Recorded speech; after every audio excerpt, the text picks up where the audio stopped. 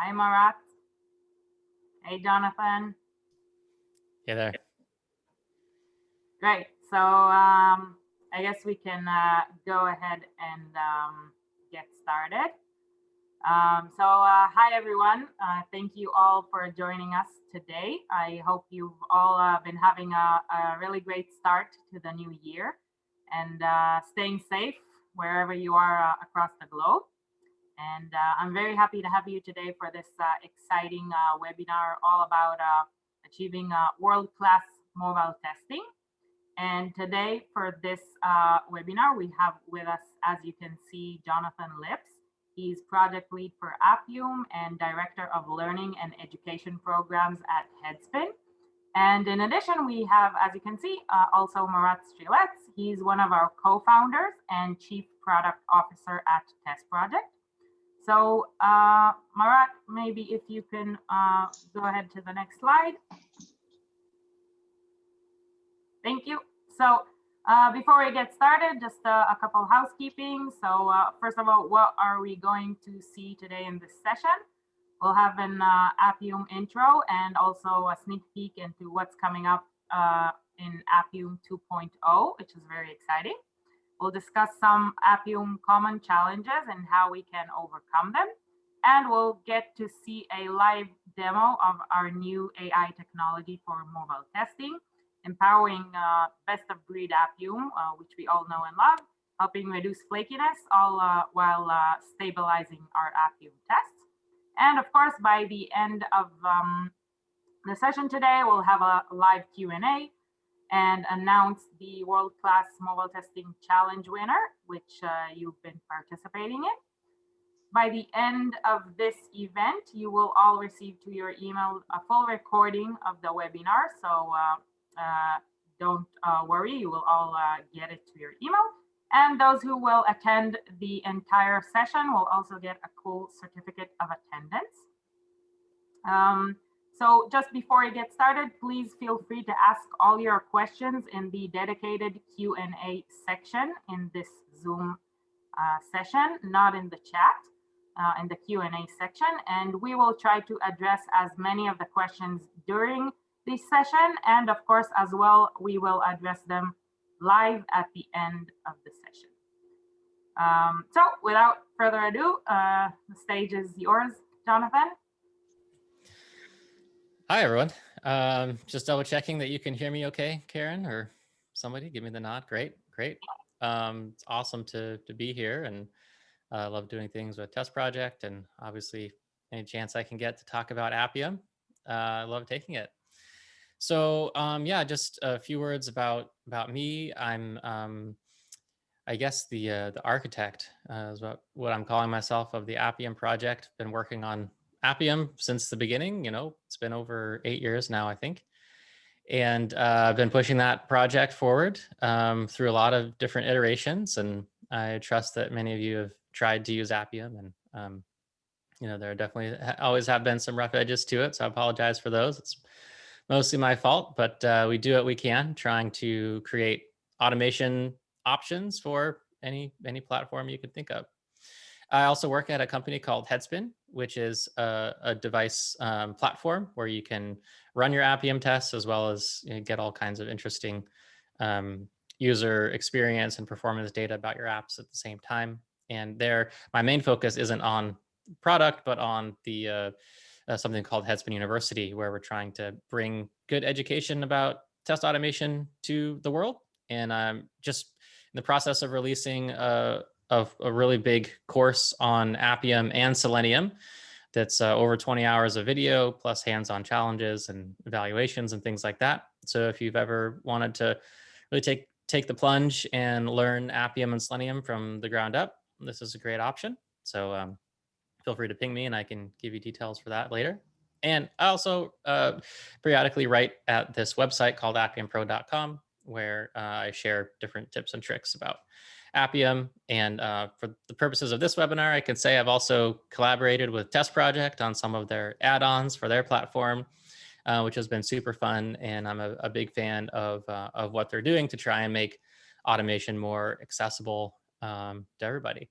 So I'm basically going to dive right in. Think I can control the slides here. Yeah, there we go. Oh, a little formatting issues in the conversion from Keynote to PowerPoint here. But I'm basically going to dive right in and talk about Appium 2.0 because I'm kind of taking it for granted that most of you know what Appium is already. But for those of you who might not have heard of Appium, just a few words at the outset. Appium is a tool that you can install on your computer that provides capabilities for automating mobile devices. And actually more than that, it provides capabilities for automating Mac OS applications or Windows applications or even IoT applications. But the primary use case is and always has been automation of mobile devices. And obviously, the real reason people want to automate mobile devices is to test them. You know, you can do all kinds of things with automation, but by and large, the main use case is speeding up and making more reliable and making more expansive your whole testing component of your software development cycle. So Appium is just one tool in a huge set of tools that you need to use to be successful in, you know, speeding up your software development cycle, but it's a really important tool if you want to test the user interface of your mobile apps. So basically, it's very much like Selenium. It gives you a set of APIs that you can access in any programming language. So it is a code-based solution to tell a mobile device what to do, tell an app what to do, and you can code up the different test steps that you typically want to walk through and then verify state along the way to see whether your tests pass. So hopefully that's pretty familiar to all of you. And it is a code-based solution. And, you know, we're not really in the business as the Appium project of trying to create codeless tools or AI tools around the core APIs that we provide. And so we rely on companies and projects like TestProject and others to help bring some of those awesome features to you guys. All right, so let's talk about Appium 2.0, which is kind of the next incarnation of Appium. What are the big ideas that Appium 2.0 is bringing with it? Well, I can think about it in terms of a set of problems and solutions. So the existing versions of Appium had a number of shortcomings that we thought we could probably address with a big rewrite, a big change in the way Appium works. So just kind of going down this list, one of the problems with Appium nowadays, which you probably noticed if you've used Appium recently, is that we have these different things called drivers, which are the way that Appium supports automation for a specific platform. And so we have a driver that is designed to support automation of Android applications. And we have a driver called the XCUI test driver that's designed to support automation for iOS applications. And right now, all these drivers are just bundled together inside of Appium. So when you install Appium, you get all the drivers, whether or not you need them. And you get kind of whatever version of the driver happens to be the latest whenever that version of Appium was released. But an issue is that the Android driver and the iOS driver really have nothing to do with each other. And that's pretty much the case for all of the drivers. They provide independent support for different platforms. And so it doesn't make sense to say that, well, if you want this version of Appium, then you're going to get this particular version of the Android driver and this particular version of the iOS driver, and you can't change either of those. It's just kind of silly because these other drivers are changing all the time. People are developing them at different speeds, releasing new versions of them at different points. So we want to make it so that you can actually use Appium with any version of any driver that you want. So Appium 2.0's solution for this problem is to break all the drivers out of Appium itself and make them completely independent entities with their own release cycles and the ability to install and update them independently from within Appium itself. Another problem is that unlike Selenium, you know, Appium has a really big goal of trying to provide WebDriver style UI automation support for any platform that you can develop apps for. We want there to be an Appium driver. And so there's a lot more platforms out there to support. There's a lot more drivers that need to be written than I can write, than our core team can write. So it really needs to be a community effort to write new Appium drivers to support all the platforms that are constantly being released that you can run apps on.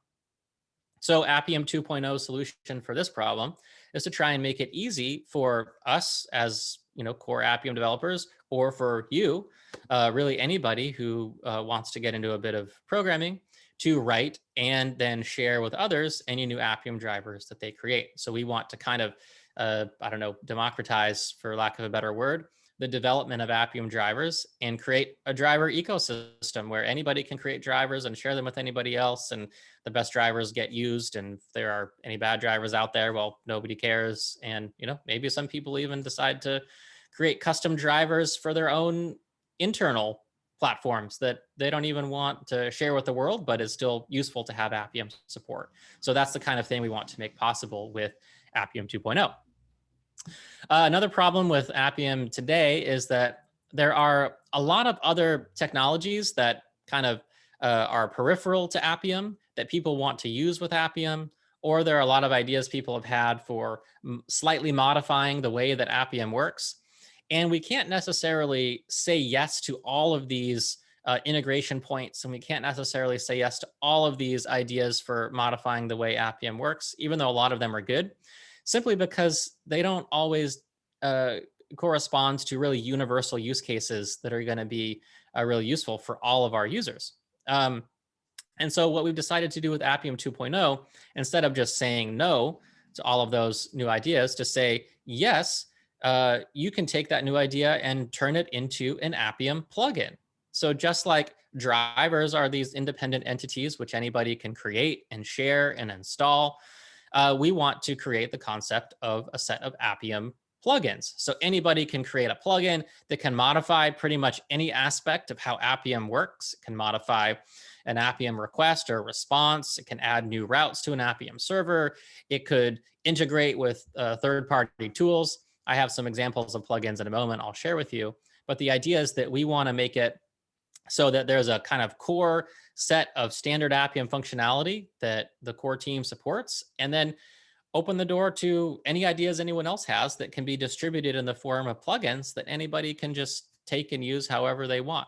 So it's a really, I think, interesting idea. It's very similar, in fact, to the idea that TestProject has in their product. They call them add-ons, but basically, anybody can write these things called add-ons that then anybody else can use and increase the functionality that they have access to as they're writing their tests. So same basic idea, but this is for Appium itself. Another problem is that Appium is big and complicated to install. If any of you have worked with Appium, I'm sure you'll agree. I don't like it myself. Unfortunately, it's kind of the way it is. But part of our solution of breaking the drivers out as independent entities means that if you don't want to worry about installing the iOS driver and all of the complexity that comes with that and all the dependencies that come with that, you don't have to. You can just focus on the one driver for the one platform that you care about automating. So it reduces the size of Appium as a core project, and it reduces the complexity of installation if you don't care about dependencies for these other extraneous drivers and things. The last problem I'll discuss is that right now, Appium hasn't seen a major revision in, I don't know, 5 years, probably 6 years. And so there's been a lot of functionality that we've deprecated over the years that we haven't removed because we haven't wanted to break people's experiences and break existing tests. So we will take the opportunity to, remove deprecated functionality, tighten up compatibility with the W3C WebDriver standard, and so on. And I have some examples of some of the breaking changes that we'll encounter with Appium 2.0. So let's talk a little bit more about the driver ecosystem. As I said before, Appium's goal is to support automation of any platform. So it's a bigger goal than, say, the goal for Selenium. And, the Android and iOS drivers for Appium are currently the most popular, but other drivers exist, and we want even more drivers to exist in the future. So Appium 2.0 will have the goal, as I was saying, of exposing code objects that anybody can take and write a combination of Node.js code and then anything else they want, that make it easy for anybody to write new drivers for new platforms or new drivers for existing platforms if you want to take a fresh stab at an existing platform. These new drivers that you create can then easily be shared with the community using any online Git repository, including GitHub, using npm, which is the node package management system, zip files, local files, etc. You could even decide that you have a driver that's so valuable you want to charge people for it. And if you can figure out a way to, make those transactions happen, there's nothing to keep you from, selling Appium drivers or indeed Appium plugins. And I hope that there can be a variety of kinds of ecosystems for these new drivers and plugins. Together with the concepts, we'll have a set of tools in the Appium command line interface itself that allow you to work with drivers. So you can list which drivers are available to install or which you have installed. You can install a driver by its name.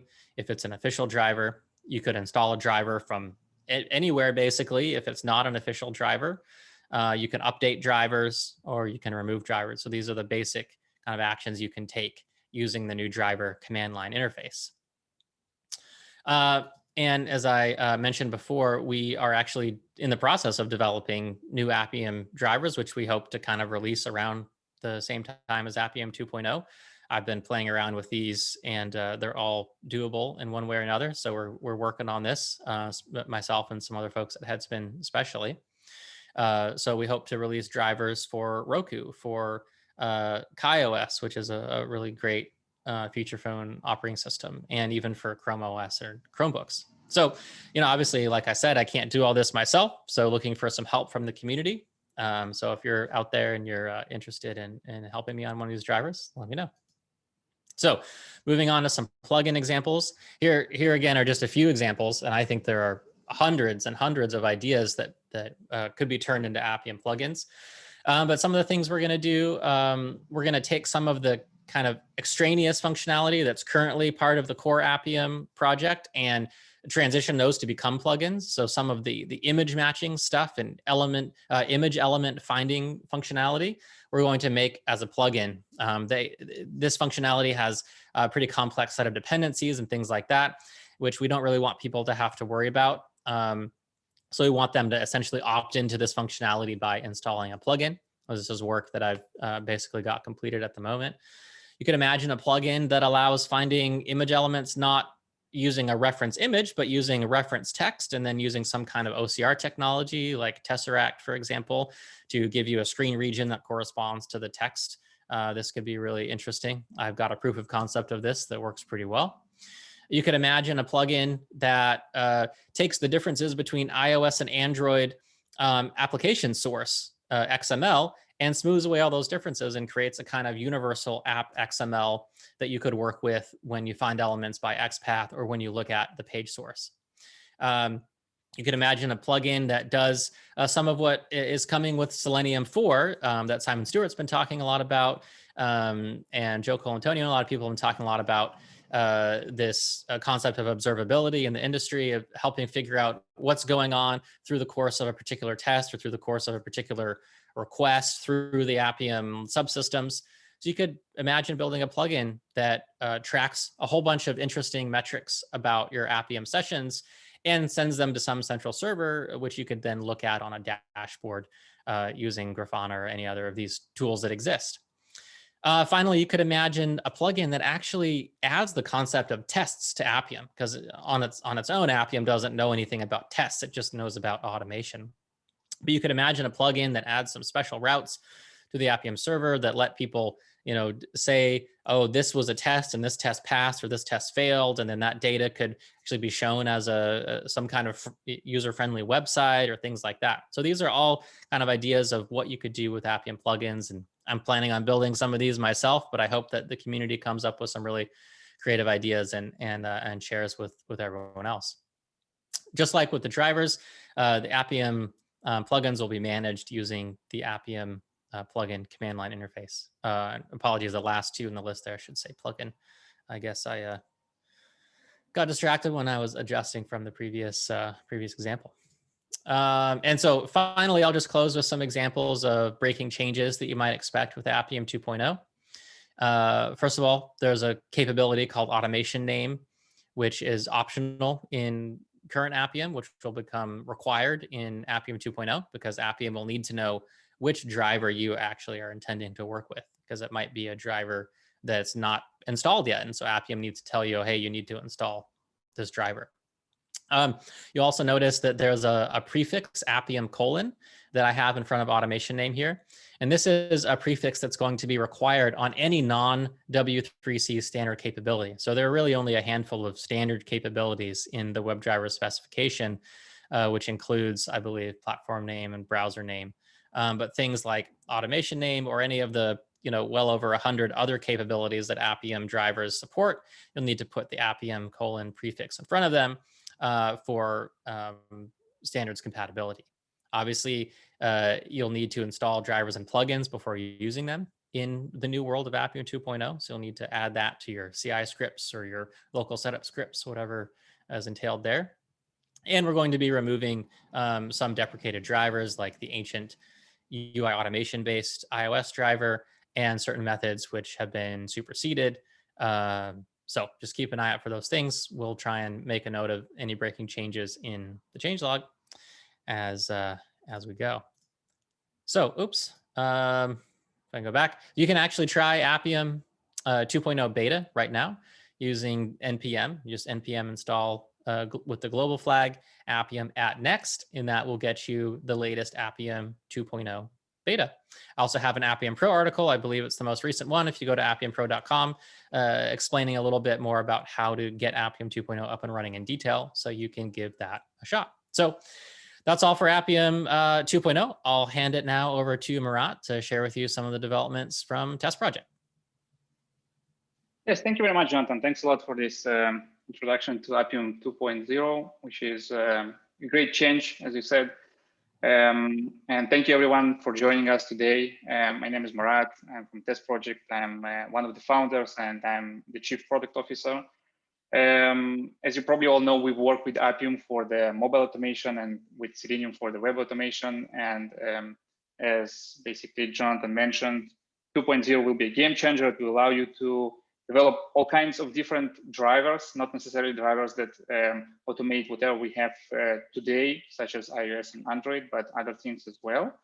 And today we are going to talk a bit about what we call the TestProject AI tools for mobile automation, specifically for Android and iOS. With these tools that are available today for free, you can effectively reduce the flakiness and stabilize your Appium tests.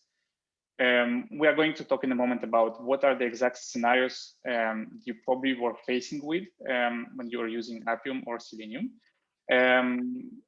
Appium being a framework allows you to code and do anything you like, but in many scenarios, you are basically facing situations in which you need to improve the stability of the test so that they won't be fragile, something that will work for long-term periods.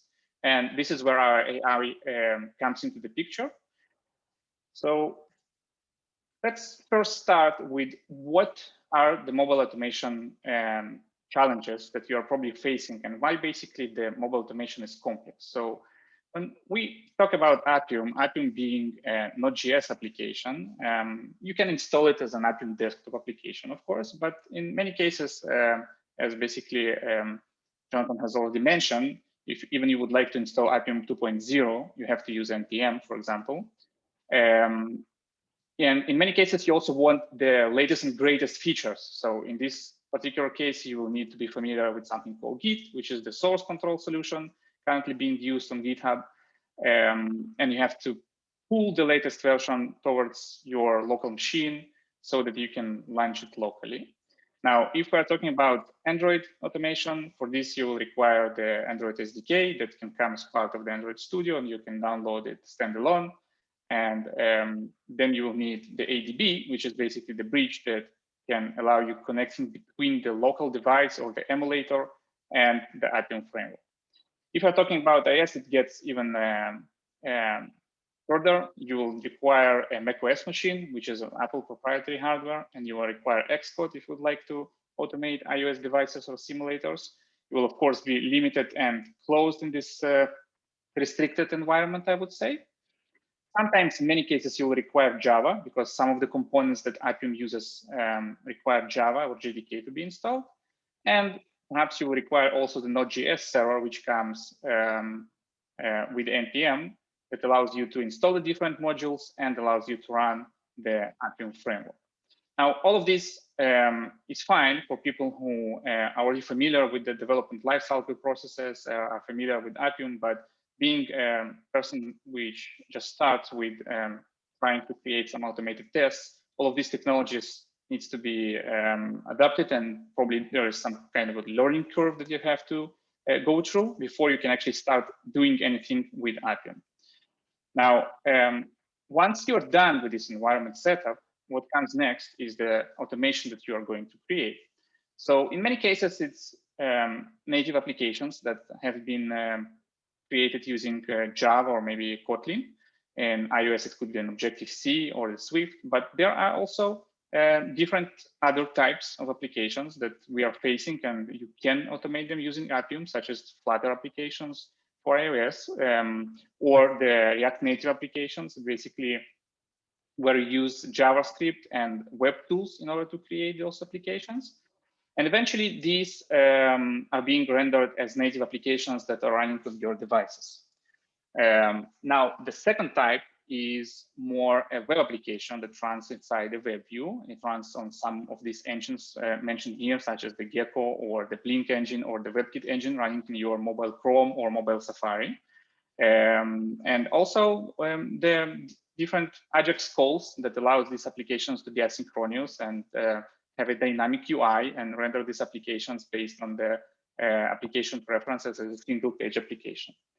Now, the different types of these technologies could be either the Apache Cordova or maybe the Ionic framework, but all of these are additional and extended types of applications that perhaps you have to automate, and these present different other challenges, making your work even more complex rather than just pure native applications written using the Xcode or let's say the Android Studio.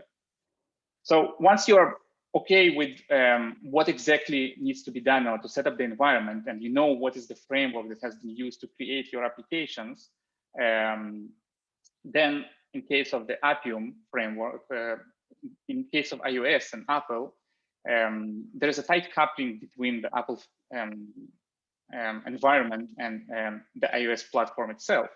So what we're talking basically about is that there are extensive requirements and restrictions for things that you have to achieve and do in order to be able to automate the iOS applications. In many cases, you will require hardware with macOS installed, and you will also require the Xcode IDE because there is a component inside Appium that needs to be built and executed before the Appium framework can basically communicate with the device that needs to be automated. If you're talking about physical devices, then you will also require a paid developer account so that you can deploy applications onto devices. Otherwise, Apple restricts you from deploying any kind of a built application onto a physical device. And if we're talking about different kinds of tests where you want to make sure that all of the applications are running smoothly on these devices, then of course you have to purchase these devices and you have to maintain the versions. As we all know, Apple pushes us to update the iOS versions. So if you want to make sure that your application works well on all the previous versions, you will have to keep these devices from being updated, and you will have to maintain this so that you will not get these updates automatically. And preferably, it's not necessary, but in many cases, you probably need some kind of a background and some kind of a knowledge in Objective-C and Swift, and also the XUI test, which is currently being used as the driver of choice by Appium in order to create the automation, because in many cases, the concept and the paradigms of automating the iOS applications is a little bit different and more advanced rather than just all the other drivers and platforms. So all these challenges with Apple platform specifically, they present some sort of time-consuming tasks that needs to be achieved and needs to be maintained over the time so that you will be able to create a maintainable and not fragile automation for your iOS applications. Would it be a native application or even a hybrid application, as we said, using different technologies such as Flutter, for example? So, okay, let's just summarize what we said so far. You need an environment. and you need some sort of a setup that you can use in order to get started with automating mobile applications on using the Appium framework. And then once you are proceeding further, we are talking about that you would like to automate different application parts. And by parts, I mean the elements that you are going to use, where you can click on things and you can type text and interact with the application. So in many cases, you will require to create a unique and universal locators so that you will avoid any kind of ambiguity between different elements that the application presents. You also have to make sure that these locators do not break over the time, so that the automation won't be fragile. So let's say if your application gets updated, if your locator is using an absolute XPath, let's say, and the element moves, it no longer will be valid and your application automation will fail. There are also cases with complex applications, document object models, when the structure of the application is very large and it affects the performance when you are using things like, for example, analyzing the DOM in order to infer the different locator types. And as long as your locators are too generic, you might find yourself in a situation when you click a wrong element or even don't click it at all. And then we can proceed further to the next stage, and basically you understand that in many cases, using the basic locators such as the IDs and names are either not enough or just did not exist, because in iOS, as we all know, for example, there are tables where there are cells inside and you can basically even create an accessibility IDs. Or even in Android, in many cases, you probably won't use the XPath, so they won't be fragile, as I mentioned before. And then it comes to create a sophisticated XPath with different types of locators, such as like the following sibling, the previous sibling. In iOS, it means that you have to create the NS predicates, which will allow you to find the elements using the native XCUI framework and class chains and etc. So in this case, you basically are working on more advanced locators for elements rather than just using the different IDs and names, which might not be good enough. And of course, as I said before, this is a constant maintenance and improvement process in which you have to keep working on these location strategies. Otherwise, your automation will not be something that will work in the long term and something that might break over the time. So when creating this, it's always important to make sure that these are something that takes all the different cases into an account and something that will work for long periods of time. Okay, and the most important one of all these challenges that I have presented until so far is the flakiness. And by flakiness, it means a couple of things. One of the biggest problems in flakiness with the Selenium and Appium is that these frameworks basically do not know what the application is supposed to be doing. And when I'm saying this is that different actions, such as like, let's say, typing text or maybe clicking elements or interacting with the different elements might be inferred as a successful action by the framework itself. But unfortunately, due to a bug in the application or maybe some other different reasons, these automation actions do not have the effect that we are looking for. Okay, and it might be a result of different reasons, as I said. It can be either an asynchronous events that are going in your application, such as, for example, the UI is loading slower on different devices, or maybe it can be affected by the device itself that is currently doing something else in the background, maybe a memory leak, maybe just different animation types that consume the memory of the device, and the application is loading slower or faster under different circumstances. So these different device variations might affect the execution speed and the visualization of the user interface. And of course, this will also affect the automation itself, because if the automation is not consistent and things happen in different timing, it doesn't necessarily will work in all the devices, all of these configurations.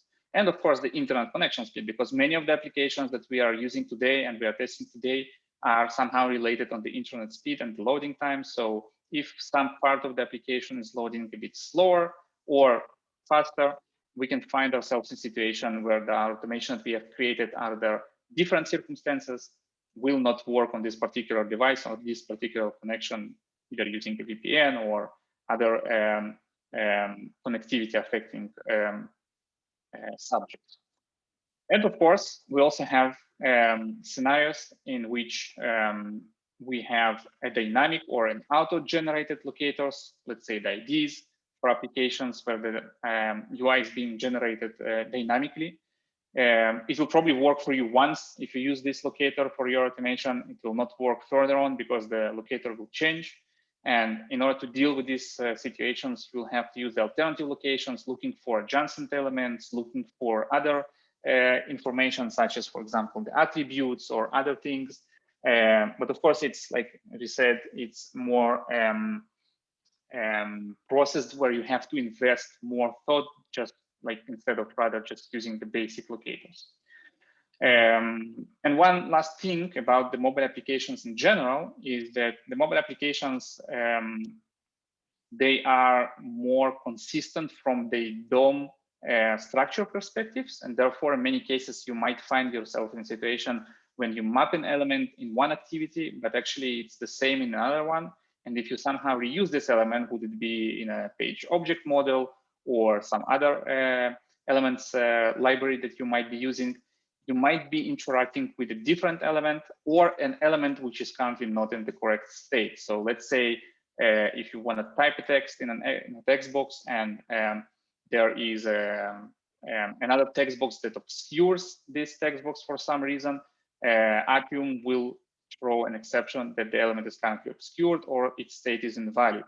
And this would result either in a failure of your automation or a false positive where the text will be inputted into a wrong element in a wrong state, which might indicate that you have a bug in your application.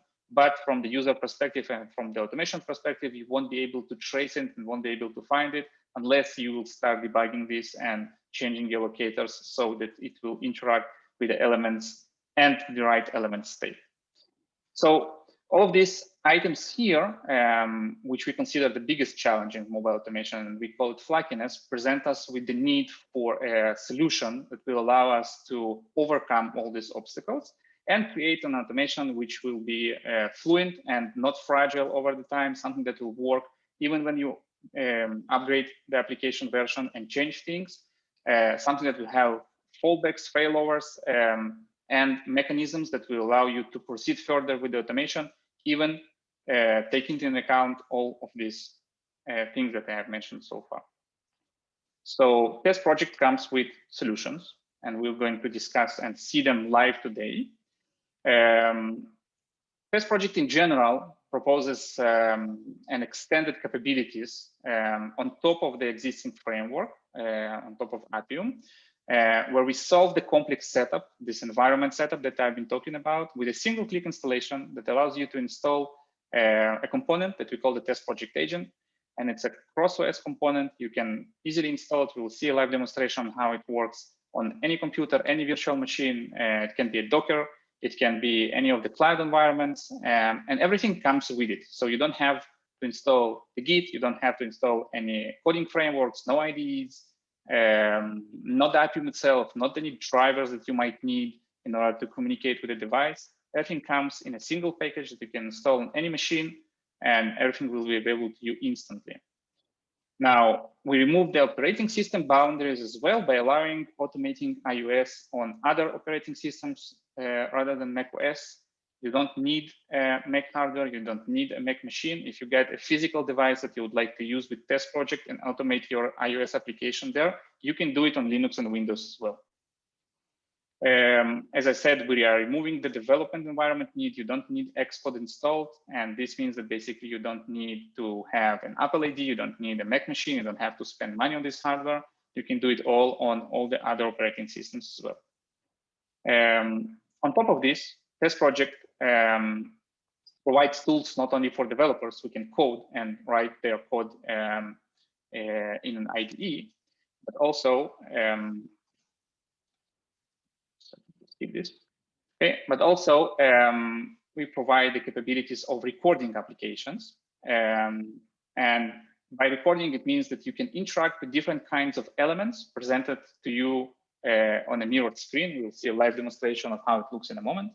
And you are able to create an automated test for native applications. You can create it for hybrid applications. As I mentioned before, it can be either a React Native or Flutter application. It has been compiled into a native application. It also can be such frameworks as Ionic, who can prepare basically an application with JavaScript and HTML, but then present itself in a web view on a mobile device.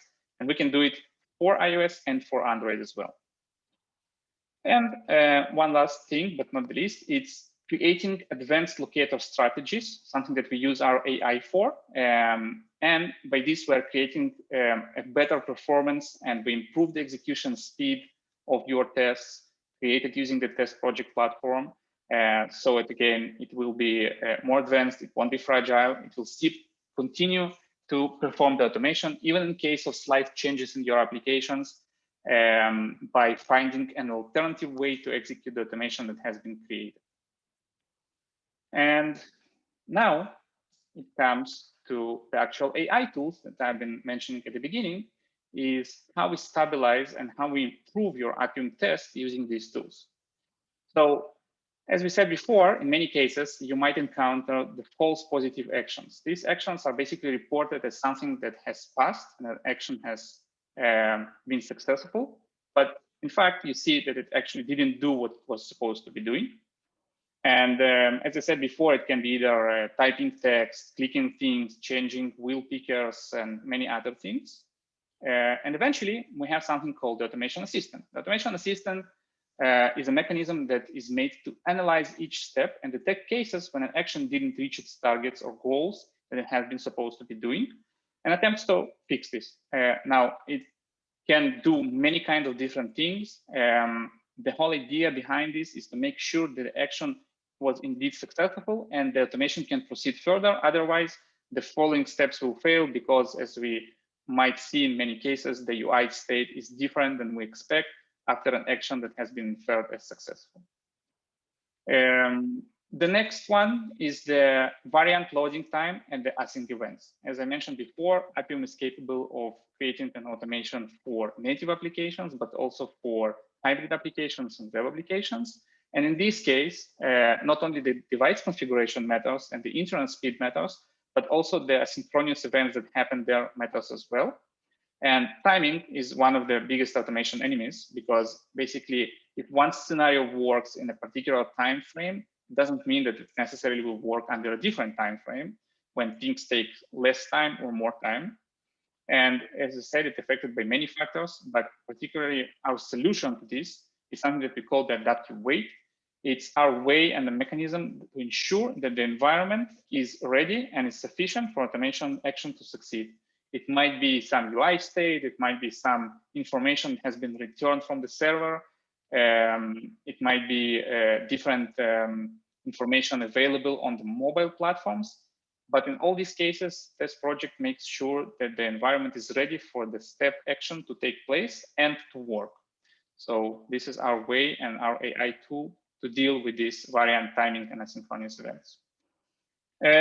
This third item here about the UI dependencies and the locator strategies talks about the elements and the way that Appium framework is designed so that you can interact with the different elements by using the locator strategies.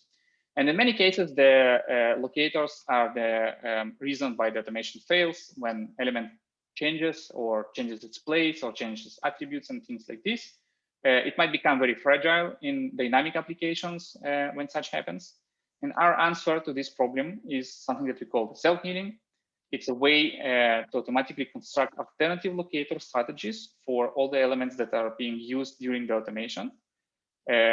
These alternative strategies will be used when one of the locators fails. And of course, it will allow the automation to proceed and result as a successful test, even though the original capabilities and properties of the elements might no longer be there.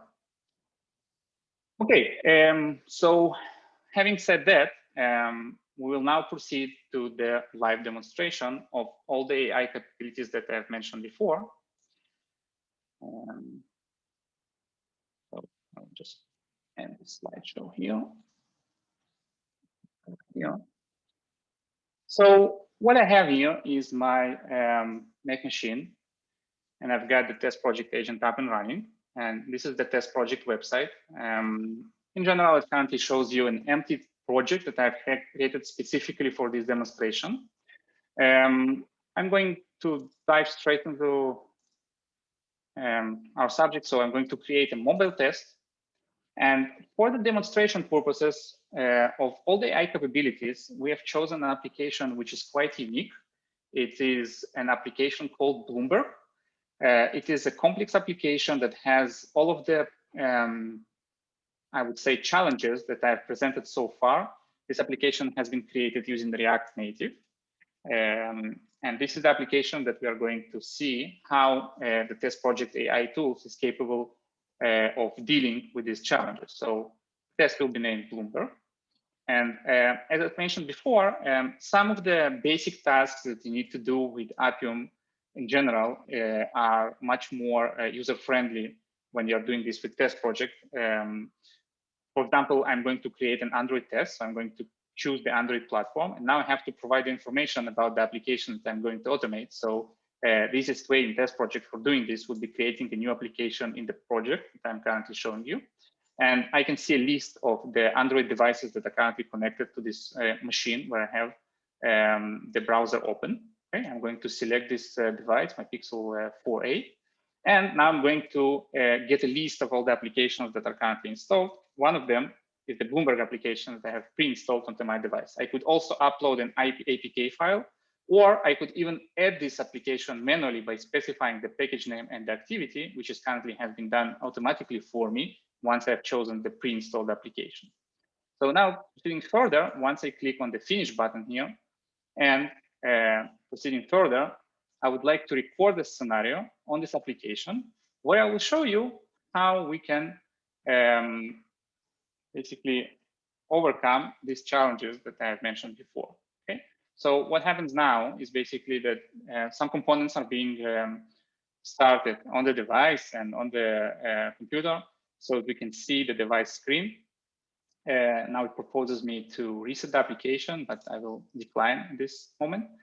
And we'll create a simple scenario on this Bloomberg application and see how it works with and without the AI capabilities that TestProject provides. So I'm going to close this advertisement here by just clicking on this mirrored screen. Okay, and what's going to happen is that it's going to be executed on the device, and also a new step will be recorded here in the steps list. Now, some cases present less user-friendly names for the elements. So let me just change it really quickly here. It will be called the close button.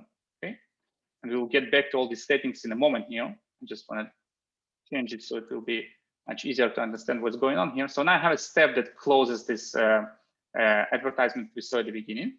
And I'm going to continue further by clicking on different application elements, such as, for example, the watch list. Okay.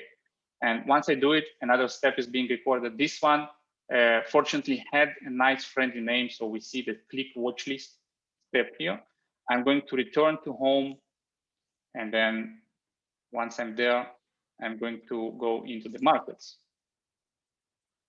Okay, and as you can see, it all instantly happens on my device, and also all these steps are being recorded in the steps list. I'm going to search here in markets for, and as you can see, it presents me with a way to enter some value into this text box on Android. I'm going to search for the United States dollar. Okay, and once I do it, you can see that the keyboard pops up, and I can see the results here. I'm going to choose this default first result here. Okay, and once I'm in, we can see that basically the rate is 100. Now I'm going to return back to home. Okay, and this would be my automation scenario for the demonstration purposes. Now, what I'm going to do next is just I'm going to play this whole scenario from the beginning, and you will see this scenario is a successful scenario, but some strange things happen, such as, for example, as you could see, there was this yellow bar there saying that something didn't work out well and something else has been done in order for the scenario to proceed further. Okay, So we can see that everything worked here. But now let's demonstrate how would it work if there wouldn't be something called the automation assistant, as we mentioned before. So I'm gonna open this test settings here, and just make it a bit smaller here. I'm going to disable the automation assistant. Okay, as you can see, once the application is loading and it presents this first screen, even now you will see this B loading sign here. It takes a bit of a time until this information is being presented. So in this case, it was quite fast, but in many cases it fails because of the dynamic loading time. So let's just try to be a bit more advanced here, and let's try to execute it one more time. Okay, now it takes more time to load for some reason, and as you can see, the yellow bar pops up. Okay, and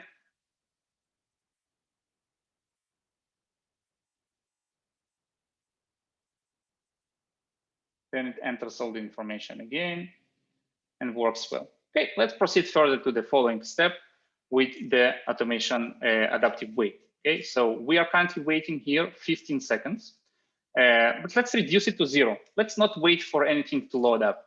I promise you that it will fail instantly, maybe even on the first or the second steps, where it will try to click on something, but it's not yet there. As you can see, the application keeps loading, but this step has already failed. Okay, so as I mentioned before, the adaptive wait is meant to make sure that the stage is ready and that all the environment setup has been created for the action to succeed. Okay, so let me just really quickly return it back here.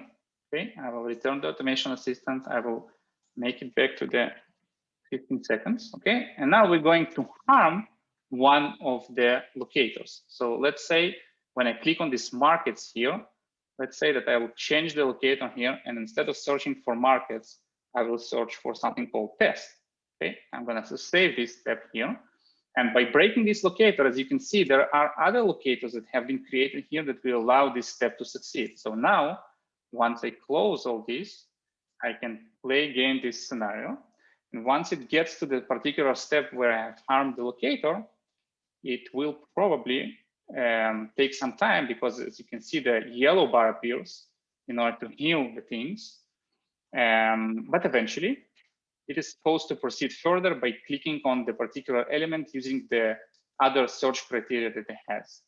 So let's see if it actually happens. It waits for this 15 seconds trying to find the element that is not there, but eventually, as you can see, it still clicked on markets. Okay, it still inputted the whole values here and works. But now it says, okay, you have a locator which is an invalid locator. And basically what we have done, we have changed the locator in order to make this step successful. Would you like to change this locator and make it permanent for this particular step? I'm going to discard this, and I'm not going to accept this because I want to show you something else before we actually go there. So before we continue further, I'm going to close this recorder here. Okay, just move this over here. Okay, and now I'm going to open the device screen mirror here on the side so we can see what's going on. And this time we're going to execute this test, not from inside the recorder, but from this project area. And by doing so, we'll eventually see a report being created. So as you can see, it currently chooses my agent here, and this is the device that we are talking about. I could also probably execute this on a South Labs or a browser stack integrations that I have configured, but let's proceed further and execute it on my local device. This is the devices we have set. Now I'm executing this test.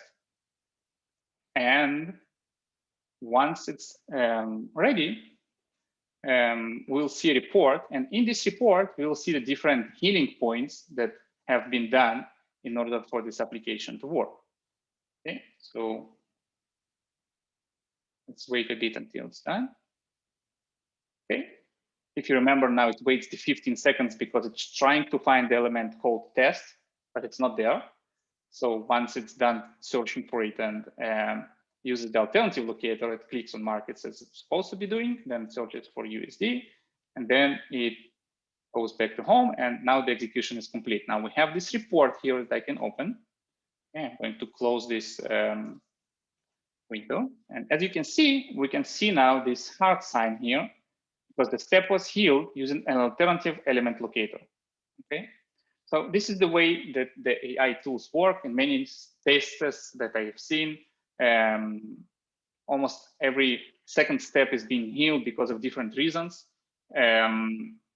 So this is very, very helpful in case that your application is dynamic application, such as this one, for example. Let me show you something else really quickly before we proceed further. If you go back to this recorder here,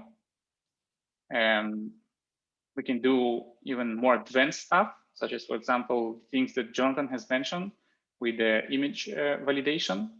We could, for example, save this element as an image. Okay, we could take a screenshot basically. Okay,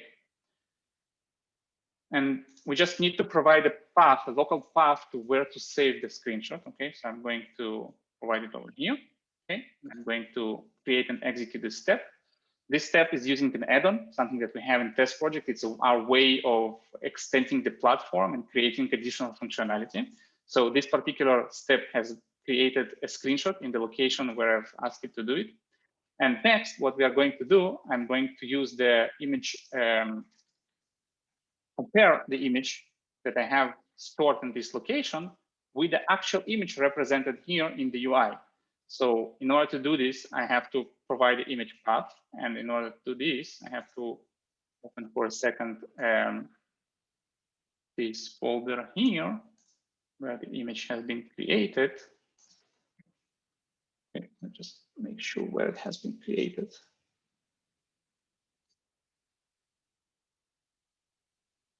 Okay, it's been created here. So let's run just again.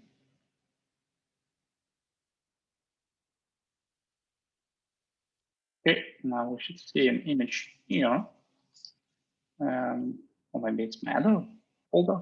I'm probably using a different user, but anyway, we could compare this as well with the image there by providing this image, and it would say that, okay, the image is over here. Let's just give it a name here so we can ensure that it fails, like, for example, A1. Okay, and then we can find this image probably.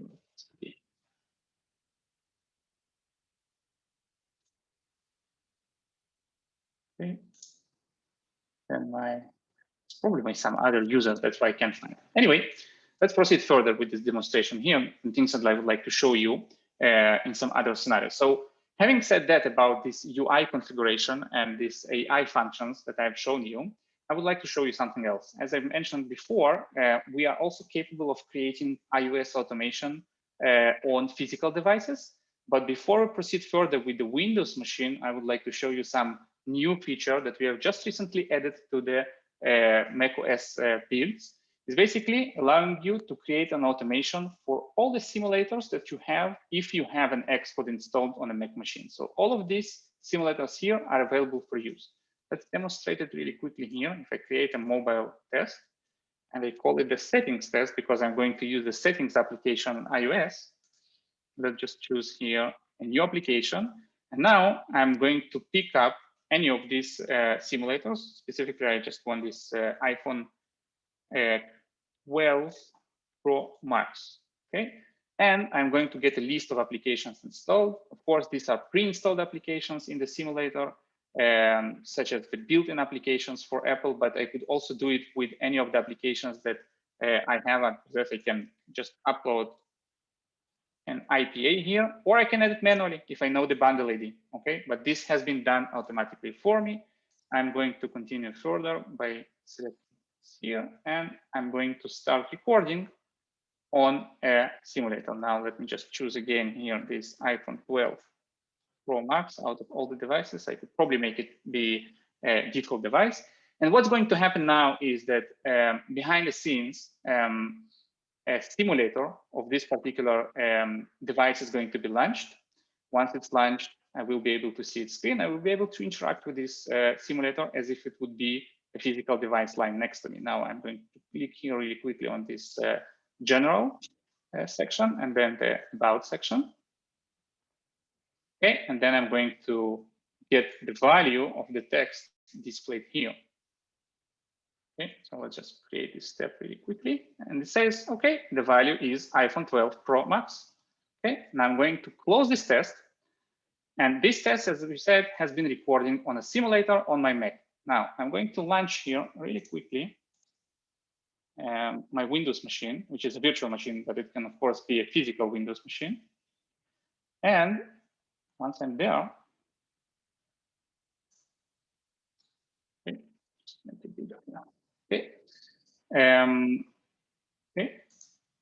As I promised before, I'm going to show you how it's easy and quick to install a TestProject agent. So I already have an installation here that I have downloaded before. Okay, this is the installation. I'm going to accept it here. By the way, I understood what's going on there with this problem. Okay, we have two downloads folder here. That's why the initial application didn't work. I will show you it in a moment. Anyway, this is the installation. And as you can see, it's a quick next, finish installation. You don't need Git knowledge. You don't need Java to be installed. You don't need Node.js nor NPM and stuff like this. You just continue with this installation further. It installs Appium, the whole Appium with all its drivers in a matter of under a minute, usually. And it also installs many other components, such as we mentioned before, including components that you require to automate iOS and Windows, which are basically the Apple application support. As you can see, it's being extracted now. It will finish in a moment. We'll have an agent up and running. Once we'll have this, I will demonstrate you how we are able to either continue recording or execute the same test we have created on an iOS simulator, but this time on a physical iOS device. So let's just wait another second until the installation completes. Okay, a few other components that needs, as I said before, in order to interact with the iOS devices, and that's it. That's everything you have to do. We just start this agent here. Okay, and now you could see that you have this small icon showing up in your system tray. Okay, the agent gets started. And we'll open the TestProject website here inside of the virtual machine, and we'll have the agent registered. So just come over to this section here, register an agent, call it the webinar AI, webinar AI. Okay, and now it's going to register the agent with my account so that I can communicate with this agent and use it for automation purposes. Just give it another second until it starts. You can see a new item popped up here called the webinar AI. In a moment, we shall see also the operating system icon. As I mentioned before, we have cloud agents on different cloud integrations. We have Dockers and stuff, but this is our agent for this particular purposes. And now I'm going to connect a physical iOS device to this agent. Okay, so now it asks me, would I like to connect it to my Mac or the virtual machine in Windows? As I mentioned before, you can also run it on a physical Windows machine, of course. Okay, and Windows refuses to allow me using it, so I have to play around here with this USB forwarding. Just a second, okay? So connect it again to this machine. Okay, and it's going to ask me on my device whether I would trust this computer or not. And once I accept the prompt and I trusted the computer where it asked me, you can see that now that Marat iPhone XR has been connected to this agent, okay, which is the webinar AI, okay. And now I'm going back to this project that we have seen before, where I have created a test on a simulator. I'm going to open it, okay, and I'm going to record the same test, but this time on my physical device inside of a Windows machine.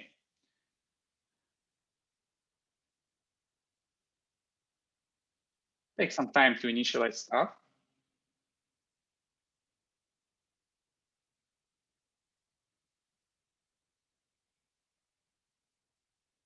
Okay, stuff is running here on my device. Application is being started. The TestProject driver has been deployed.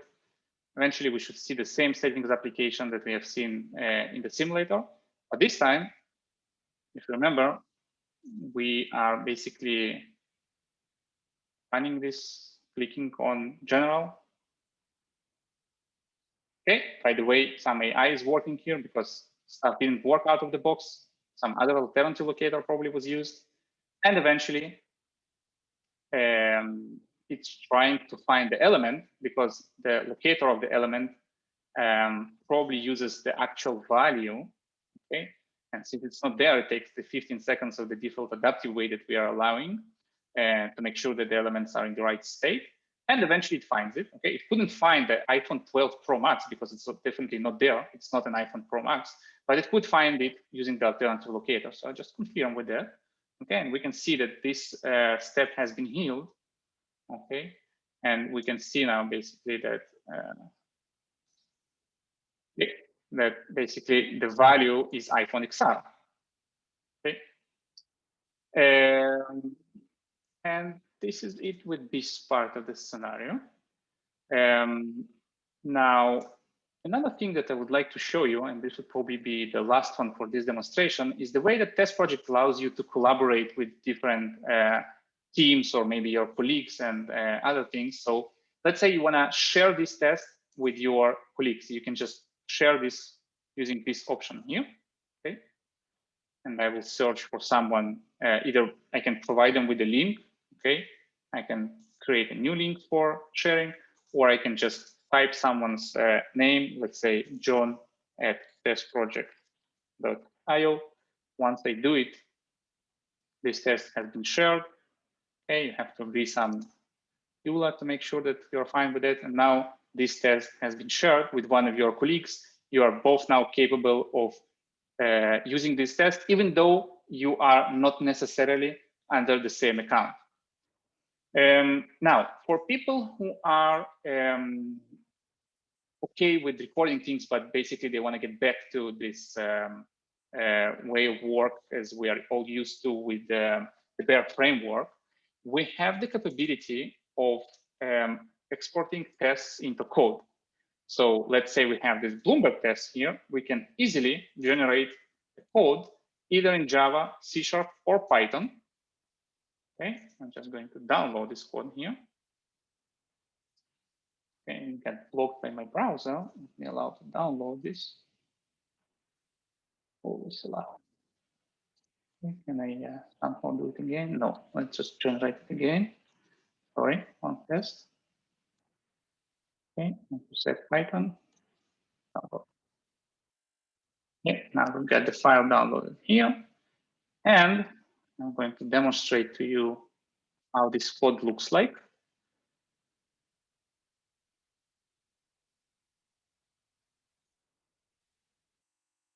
Okay, so open here, either screen, and then move it over here.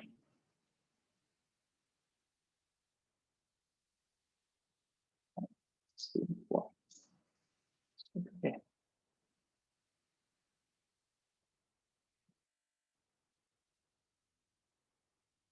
Over.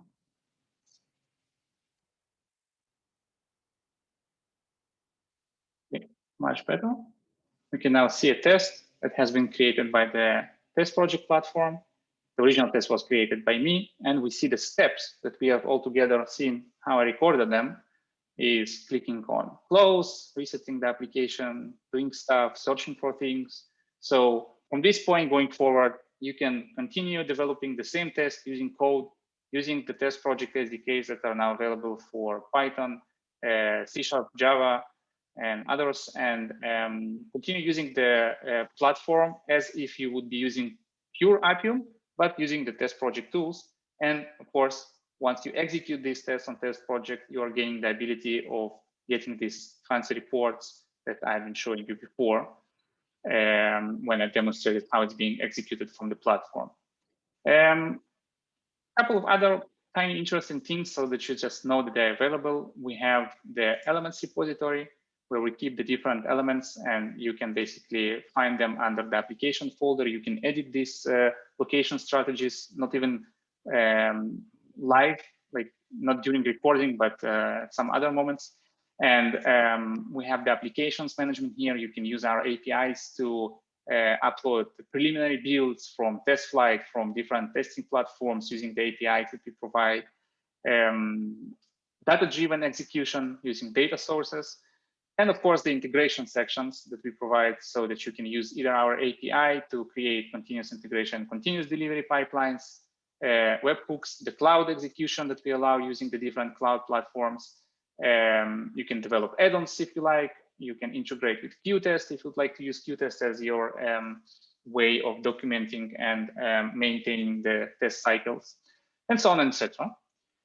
So in this, in general, summarizes the TestProject API and other basic capabilities that we provide on top of the Appium framework, extending it and enhancing your automation experience. Let's go back to the presentation here and continue further to the live questions and answers time. And of course, by the way, if I didn't mention before, it's all for free. TestProject is a completely free platform. You're free to use it. You don't have to provide any credit card details, any payment details. Everything is available to you. All the features are available for you. Just if you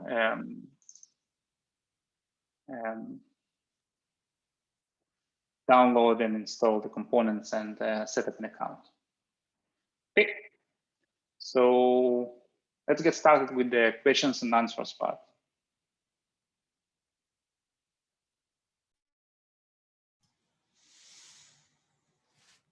I'm back as well, Marat, so we can both answer thanks, questions. Mm-hmm. I know for my part, there were a couple of questions I saw come through that I wanted to answer live, so I'll go through and tackle those. So there's one, will in Appium 2.0, will there be some improvements for the web view inspection in the inspector? And the answer is that right now, there aren't any Appium 2.0 specific improvements planned to the inspector. The inspector actually has seen some updates recently that allow for web view inspection. So you could actually download the most recent version of the inspector and check that out. Appium 2.0 really just changes the way that the server is configured, so it doesn't change a lot about the inspector. I think we'll add probably the ability to install drivers and things like that for Appium Desktop's server. But in terms of web view inspection, that is already possible. Someone says that, this is Gagan says, I'm using Appium for testing native apps along with web views. Will there be any changes for web views with Appium 2.0? So all the web view handling is the responsibility of the respective drivers. And Appium 2.0 isn't really about changing the drivers or the way they work. It's about changing kind of the overall structure of the system and how you get drivers and how you use them. So, we're not planning on making any breaking changes to the way that WebView stuff works. But that might happen down the road with one of the drivers, but that would be kind of independent of Appium 2 itself. And Marat, do you want to take a few? And then I'll look for a couple more. Yeah, for sure. People are asking here how they can start with the iOS automation, but they still require a certificate at the TestProject. So yes, in case of a physical device, as I mentioned before, Apple got tight restrictions on how these things should be done. You can't basically deploy any kind of application without having an Apple developer account. So for physical devices, you will require the certificate to be configured. For simulators, on the other hand, you don't need to do anything. You can just create a build of your application which will run on a simulator. You can install it. You don't need to pay Apple for the paid developer program, and you don't need a certificate to be configured. Yeah, so how to add assertions in TestProject. So I can basically show this one as well, but TestProject got many features such as the conditions and the validations. It's all part of the step configuration. Maybe I can show it really quickly here. So let's say here in the Bloomberg application, once I type some text, I can add conditions such as, for example, I could say, okay, let's create a parameter here. I'm not sure if you're familiar with this concept, but we can parameterize our tests. Okay, so let's create a parameter called E1. Okay, don't have a value. It's not getting its value from anywhere, but the idea should be clear. So we can parameterize the stats and say, okay, only if P1 contains, let's say, the letter A, only then this step will get executed. So this is our way of creating a conditional execution. And for actions such as, for example, let's say the get text, we also have a validation based on parameters that allow you to make sure that, let's say, the text contains something, or maybe even a regular expression and stuff like this. So the possibilities are basically limitless. You just need to refer to the actual documentation on docs.testproject.io and see what are the options there.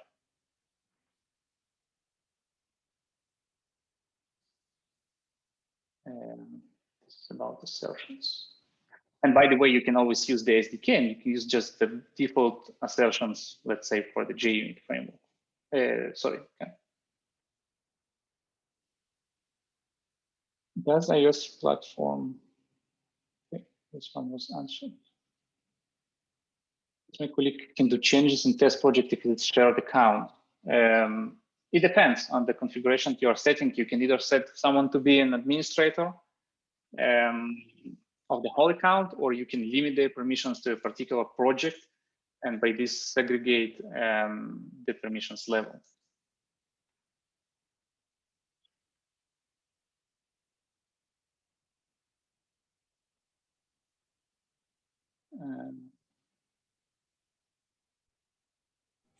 I'll jump in with a couple Appium questions here, Marat. Yeah, go ahead, Jonathan. Sure. Someone asked, what's the release timeline for Appium 2.0? It's under rolling development. I think it'll be just a very kind of long, slow beta process, and hopefully people will start using the Appium 2.0 beta and flushing out any bugs. And then at some kind of arbitrary point, when we're done with most of the big changes we want to see, we'll cut an official release. But I'm not necessarily a big fan of, like, a hard break between one release and another. So I would say go ahead and start using Appium 2.0 right now. And anything that doesn't seem to be working right, obviously let us know. You might find that you're able to start just using it for your daily automation already, because like I said before, there's not a whole lot of changes that are coming for the actual platform specific automation right now. And, there are some of these breaking changes, but those should be pretty easy to incorporate into your test suite.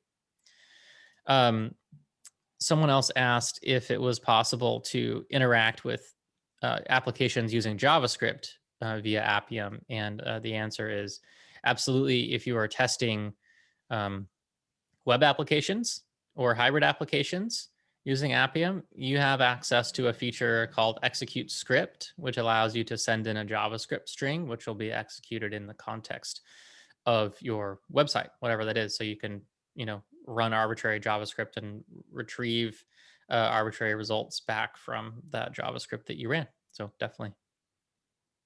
John, if you don't mind, I would like to show something to the people here. They're asking basically how the validations work. So I want to show them again this mobile test that I've been recording, and demonstrate how to validate things, and not only to interact with different UI elements. So just execute this whole test again here, and get to the point where basically we have some stuff that presumably we wanted to get displayed or reach some UI state that we would like to verify. And then there are many validations that you can do. You can validate that things are being displayed or things are present and other things. But what I'm going to show you is basically how to validate that a particular element contains a specific text. Okay, so let's just for a moment allow it to work. Okay, it should be changing this locator. Okay, this time it failed. Anyway, if I just switch here to, let's just reset the application again really quickly.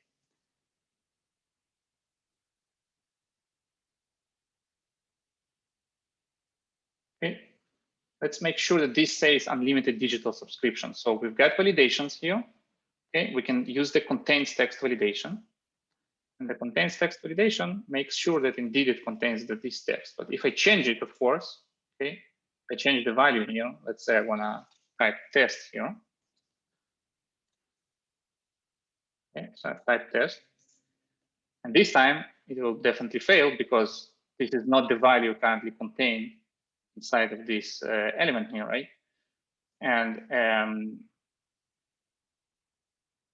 I just allow it to keep trying and seeing if maybe there are some other cases, but this case is a failure case because it says, okay, the element does not contain the expected text. The text was unlimited digital subscription, okay?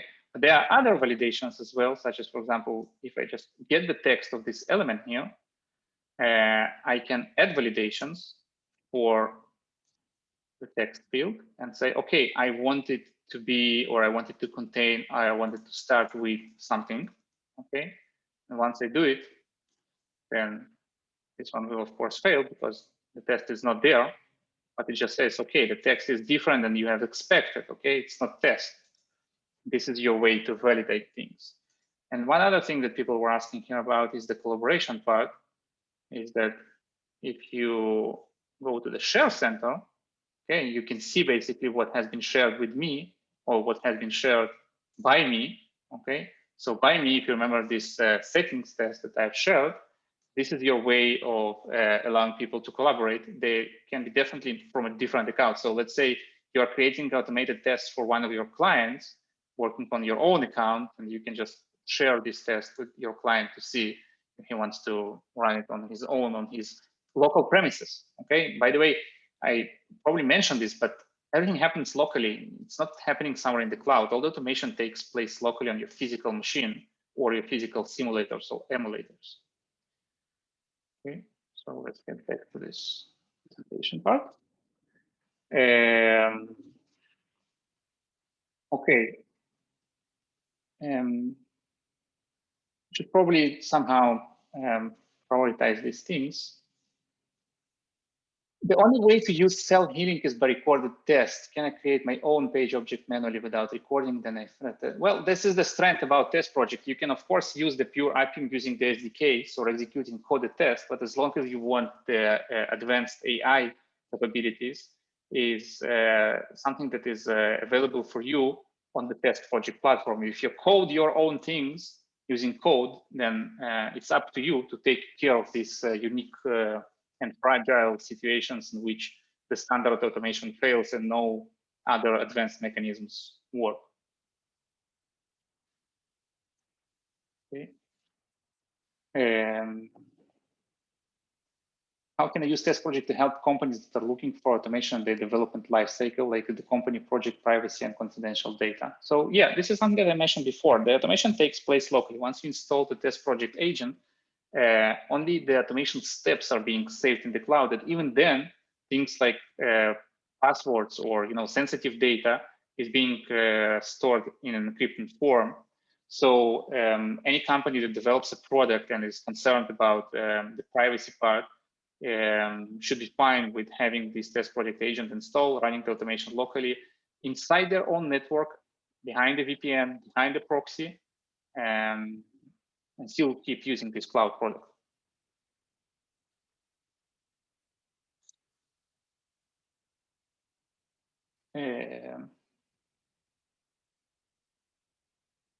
What else you got here? Rami, I'll jump in and answer the last couple that I had flagged before. Sure. Go ahead. Find them again. Someone asked if you could do accessibility and visual regression testing with Appium, and the answer is yes. Using Appium's image related functionality, you can set up a visual regression system, and using all the information you can retrieve about the application from Appium, you can set up accessibility testing. But the issue is that Appium doesn't come with features that make these directly very easy. You kind of have to build up your own frameworks around it. So I would say it's still a better idea to look at an accessibility test framework or a visual regression test framework. They might use Appium under the hood, or you might be able to integrate them with Appium. These are the kind of things that plugins could also help with in Appium 2.0. And where's the other one I had flagged?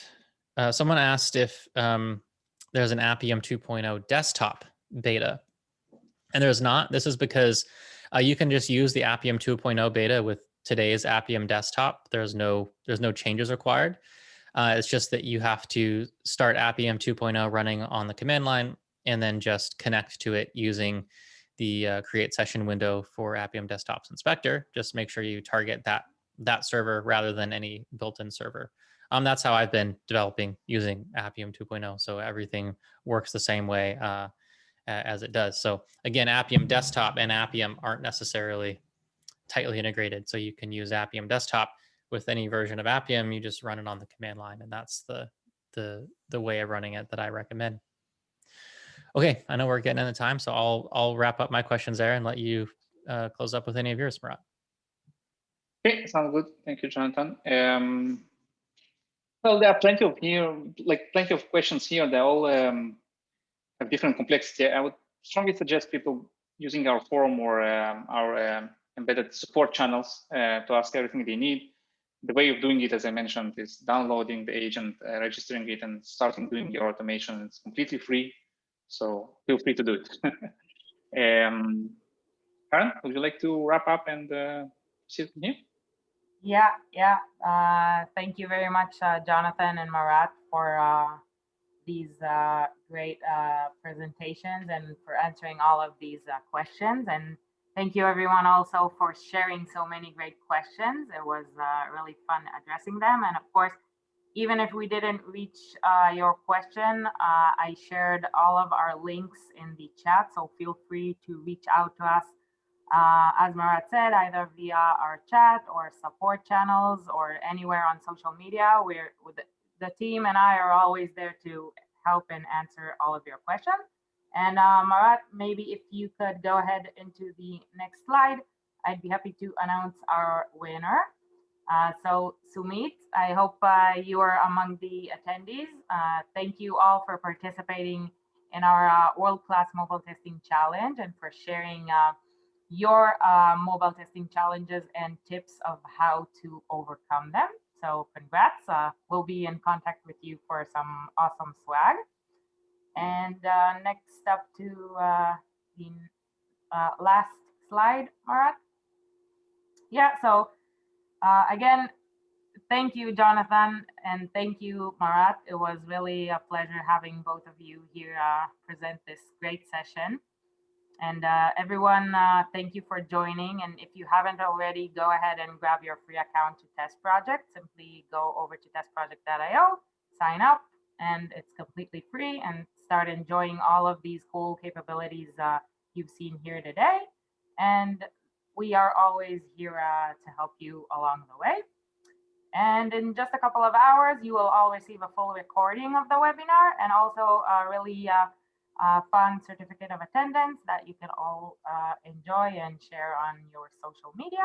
And make sure to follow us on all the social media channels so you're always up to date with our latest releases and exciting new events that are definitely coming up this new year.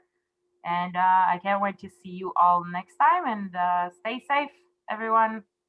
Thank you. Thank you. Great to be here. See you all later. Bye. Thanks. Bye.